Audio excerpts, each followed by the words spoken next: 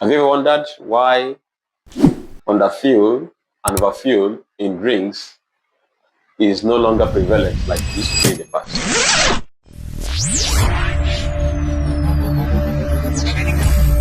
In the past, where we have citers who cite underfilled and overfilled in breweries, well, the solution is the prevalence of sensors in brewing lines. And one of such sensors is the capacitive sensor. Now, the capacitive sensor is a sensor that actually uses electrostatic fields to detect the presence of metal and non-metal objects.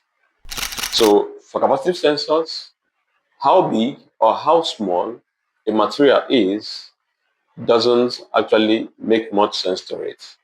What a capacitive sensor depends on to sense is the dielectric constant of every material. So maybe in a subsequent video, we'll talk about more on dielectric constants. So every material has got its dielectric constant.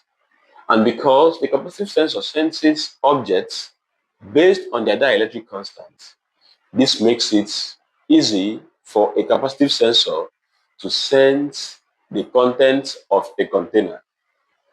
This is only possible if the content has a higher dielectric constant than the container itself.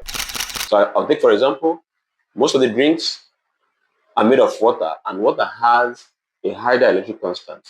That is why the sensor is able to sense if the drink is either underfilled or overfilled and alerts the operators to take it out at every point in time.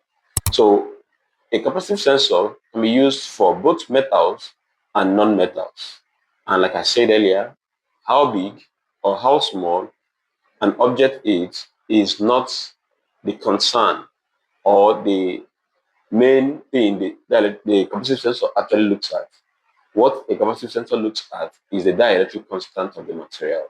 So anytime you see all your drinks at the proper positions where they're supposed to be, just give kudos to a capacitive sensor. See you on the next one.